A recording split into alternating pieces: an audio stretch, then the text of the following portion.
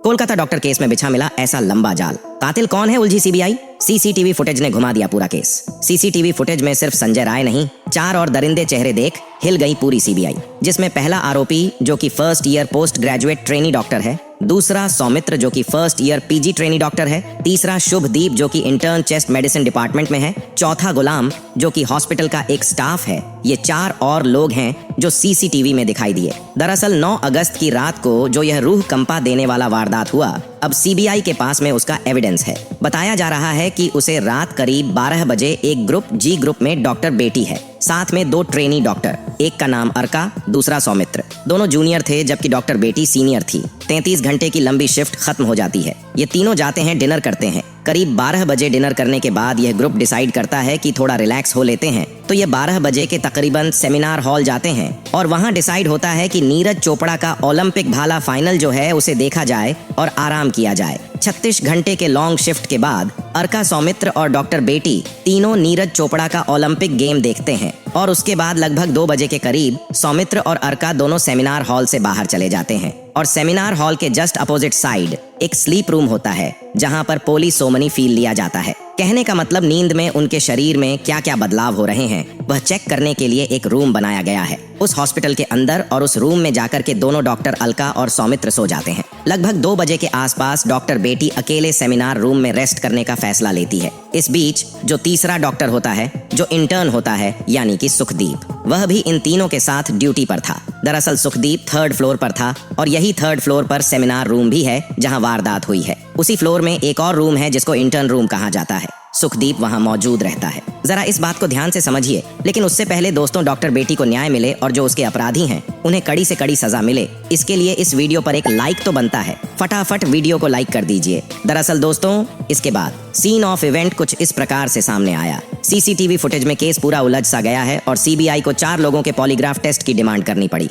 यानी कि ला detector test. जी हाँ दोस्तों, अब ध्यान से सुनिए। रात के 2 बजे दोनों डॉक्टर सौमित्र और अलका डॉक्टर बेटी को सेमिनार हॉल में छोड़ते हैं और सोने के लिए स्लीप रूम यानी सेमिनार हॉल के जस्ट सामने वाला रूम जो है वहां चले जाते हैं। 2 बजे डॉक्टर निकलते हैं सेमिनार हॉल से। डॉक्टर बेटी अकेली है। ठीक रात के 3:40 पर संजय रॉय पार्किंग में देखा जाता है। अपनी बाइक को हॉस्पिटल के गेट के पास खड़ा करते हुए 3:50 पर वो इमरजेंसी बिल्डिंग, जिसके 3rd फ्लोर पर सेमिनार हॉल था जहां वारदात हुई, उसे इमरजेंसी बिल्डिंग के अंदर घुसता नजर आया है और 4:30 पर वह कॉरिडोर के पास पहुंच जाता है। वह कॉरिडोर, वह गलियारा जहां पर सेमिनार रूम मौजूद है, तीसरे फ्लोर पर तो ठीक 4 दिन पर सीसीटीवी कैमरे में कैप्चर हुआ है। लेकिन रुकिए भी, 4 से पहले सिर्फ 3 मिनट पहले जिस प्रकार से इंफॉर्मेशन निकलकर सामने आ रही है इंटरनेट पर और आज तक के शो में भी बताया गया है। ठीक 4:03 पर संजय रॉय गलियारे में देखा जाता है और उससे 3 मिनट पहले 4 बजे एक शख्स दिखता है। यह शख्स है गुलाम, जो कि हॉस्पिटल का एक स्टाफ है।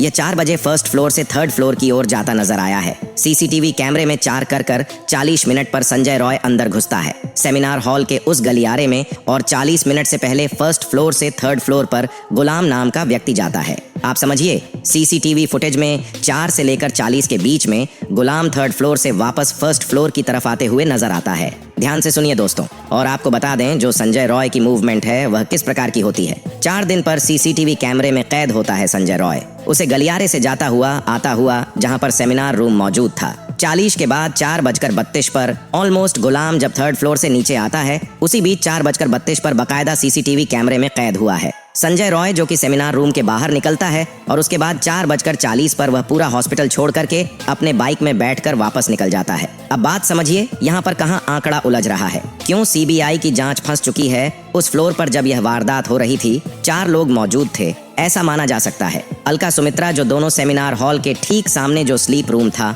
वहां रेस्ट कर रहे थे। जस्ट सामने उसी फ्लोर में एक रूम है जहां शुभदीप जो कि एक इंटर्न थे वो वहां पर ऑन परेड कर रहे थे, मौजूद थे। इसके बाद ये देखा गया कि गुलाम जो कि हॉस्पिटल का स्टाफ था वह ऑन द मोस्ट उसी टाइम पीरियड के अंदर उन्हें 30 मिनट के अंदर जब संजय रॉय पर इंटर करता है सेमिनार हॉल के गलियारों में घूमता हुआ नजर आता है और उसके बाद में 4:33 पर सेमिनार हॉल से बाहर निकलता नजर आता है। उस 30 मिनट के दौरान जो है गुलाम का भी उसी फ्लोर पर मौजूद होना ये दिखाता कि 4 शख्स उसी फ्लोर पर मौजूद थे, एक डॉक्टर, एक ट्रेनी डॉक्टर और डॉक्टर बेटी। उसके साथ में इतना जघन्य अपराध होता है। महज 30 मिनट के अंदर बात समझिए, 30 मिनट के अंदर जो गलत कम करना था वह किया गया। उसके बाद इतनी बुरी तरीके से बॉडी को डैमेज किया गया, शरीर का कोई अंग नहीं छोड़ा गया। ये बात थोड़ी हजम नहीं होती। इतना विप तरीके से सर कुछ करना 30 मिनट के अंदर, सर कम कर लेना। नशे में धुत होने के बावजूद संजय रॉय नशे में धुत था, ये कंफर्म हो चुका है।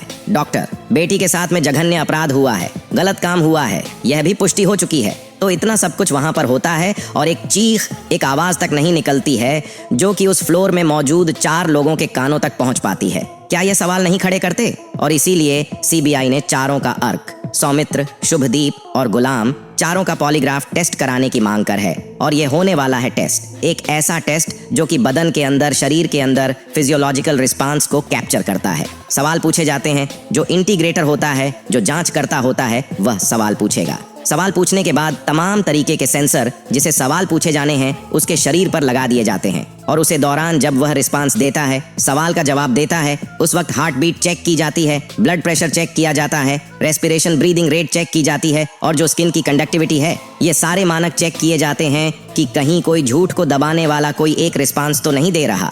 दोस्तों, अब ध्यान से सुनिए, कई सारी संभावनाएं हो सकती हैं। डॉक्टर बेटी के जो माता पिता हैं, उनका सीबीआई से यह सवाल है कि उनका पूरा विश्वास है देश के संविधान के ऊपर और देश की जांच संस्थाओं सीबीआई और कोर्ट के ऊपर भी। उन्होंने कहा कि 1 से ज्यादा लोगों का इन्वॉल्वमेंट हो सकता है, ये किसी एक का कम नहीं हो सकता, उनका यह संदेह है। अब अगर देखा जाए 4 लोग वहां मौजूद थे और चारों ने कुछ नहीं सुना, इतनी बड़ी वारदात हो गई। अब ये कहा जाता है कि जो सेमिनार हॉल